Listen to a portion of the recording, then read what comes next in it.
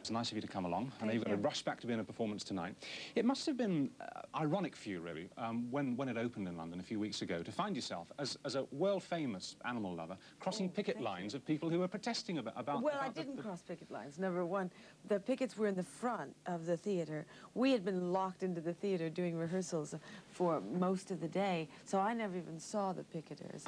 And I think, you know, quite frankly, that if they had come to see the play in the first place, and if they'd understood what the factors involved in the play, that they wouldn't have taken it quite in the way that they did. That for those people who didn't know what they were doing in the first place, they were protesting, claiming that a musical, which is an entertainment piece, because it virtually has a background, or it's inspired by the life of somebody who was a famous bullfighter. Well, it somehow glorifies a blood sport. Well, the famous bullfighter is El Cordobés, and that is a shot of him actually in action, I think, from the 60s. And the musical is based on his life. It's a sort of rags to riches story. Well, it's based on the life of a character who similarly was a product of the 60s insofar as he was made into sort of this mythological, godlike figure that people knew about, even if they'd never seen him fight. I doubt if half of the people who knew of El Cordobés had ever even seen him fight. No. He's coming off rather badly in that. I mean, it does look as if, well, we all know it's an incredibly dangerous thing to do. And didn't we read somewhere that you actually have fought bulls yourself when you were very young in Mexico? I spent some time on a bull ranch in Mexico. Yeah, but you actually were sort of in the pens with them, were you? Sort of working with them? No, I rode horses around them, yes. You see, I have to confess to you, irrespective of the argument about animal rights, which I think we can leave to one side now, I mean, the bulls in themselves terrify me. I have nightmares about bulls. I mean, you know, I see one in a field and I sort of scurry by. Do you? Yes, very much so. Well, I mean, they're such raw, powerful, dangerous things. Were you not ever unnerved by them? For a start, an animal is not a dangerous creature. An animal is doing its job. Natural selection has created species of animals, including the human species, that is designed for their own survival by having certain properties. An animal doesn't go bad because they become ferocious, you know. You can see nice little baby tigers, and they're adorable and everything. When they get big, they become potentially extremely dangerous to human beings. They're not going bad. They're just doing what it is that they're supposed to be doing in order to survive, and like that the is rabbit I run to be from a them. predator. Yes. Yeah. But the bull's job is to protect his territory, and that's specifically why they behave in the way that they do. It's also part and parcel the reason that they can be fought in a ring, or that they were fought in rings, largely because they are territorial and they manage to try and dominate the territory. So, I mean, but, you presume, you would say quite definitely that Matador does not glorify bullfighting. It's not. And it's not our intention to do that. And clearly, my priorities in life have always been to protect animals and prevent them from suffering. I'm a vegetarian. I spend the majority of my life and finances on a game reserve and a foundation for the education of people so that they might continue to protect these animals and these rare species. So I wouldn't be involved in something that was glorifying that. This is the game reserve. This is the William Holden Foundation that you've set up in Africa. And this, let me just finish. Yes, please. Just allow me to finish this one thing. Matador is an entertainment vehicle. It is set against the background of a very passionate period of time in the 1960s when there was Franco going on in Spain, and there was a great, feeling of people who came from a terribly poor background that they had absolutely no way out. So they created heroes, mega heroes, similar to El Cordobés and very much like our boy. Yes. Who is called the boy from nowhere. And lived their frustrations out really through him. Yeah. It's like football. It's like football, yes. But so it's a period piece. So it is a subject of a period piece.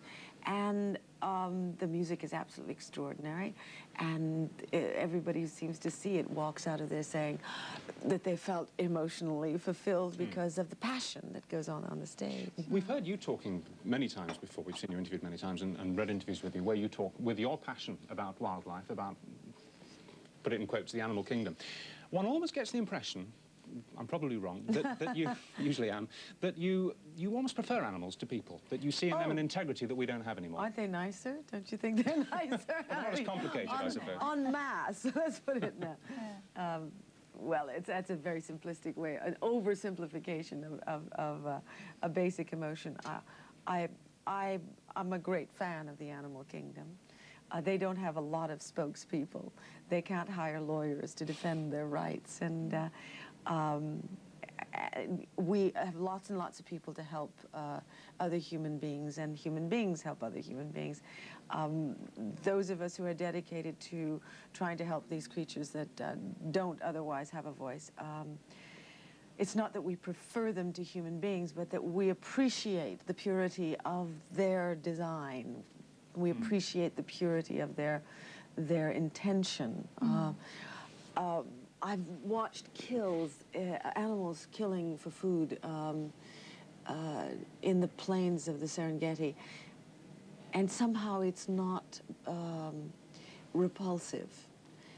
There's a design. Nature has designed it that way. I don't think I'd feel that way on a bird shoot. I don't think I'd feel that way watching a war.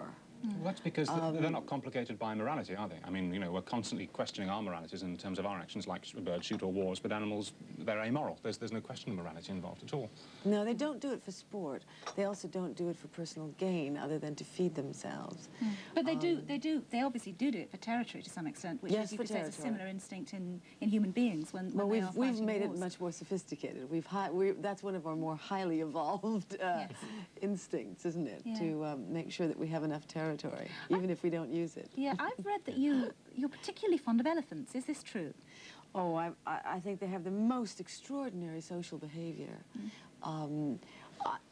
They're hard to sort of go oogie-boogie to, you know, although we raised a couple of elephants, and we watched the process of one of them being released into the hands of a nanny, literally sort of a nanny that was as big as this room, 26-year-old female elephant called Eleanor, who had also been bottle-fed and raised, and also whose parents were a victim of poachers. And she adopts orphaned elephants, and she adopted our orphan elephant, who was 10 years old. They now live happily together, protected. They have, and they have to have, guards with them at all time, because unfortunately, and I say this, underlying the unfortunately, they're not afraid of people. They think people are their friends, and that's a mistake. We're not. They mourn. They become terribly grief-stricken when they do. A member of their tribe dies. They also try to help one another survive. They're never without care for one another. They have a very, very complex social order. Babies are never left unattended. There's a nanny who will be one that's slightly older. They have this little extended family system. And when one is ill, they will go through such tremendous effort to try and pick them up. Or apparently, and thank God I've never seen an elephant shot. I've seen it on film. I don't think I'd want to see it in person. But apparently, from people who did that kind of control shooting, they said that the elephants would come back and try to lift the fallen elephant, which, of course, I don't think I could cope with. It's a fact that you've spent a considerable amount of your considerable fortune on your interest in protecting wildlife and on the foundation. The fortune was never considerable. All right, the amount was considerable. Fair enough. You work very hard. But what I was going to ask was, I mean, do you act to do that? Do you act to earn the money to do that, or is there still a very strong streak of ambition in you which makes you act for acting's sake? Well, that's a very interesting question.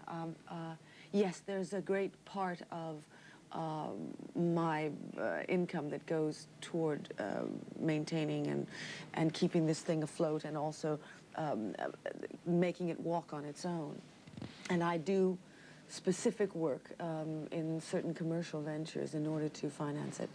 I had to do speaking tours and commercials and Stuff you wouldn't all otherwise sorts of do. things that I might not otherwise do, or things that that take the time that might otherwise be devoted to things that would give me more pleasure from my profession on an artistic level. I sort of have to sort of push aside for a more commercial venture. You have a very sort of intrepid reputation in the business. You do, in Shadow on the Sun, you did all your own stunts, did you not? I did a bit, yes. I also was one of the producers of it. Yeah. Yeah. I mean, would you describe yourself as quite steely? Tough?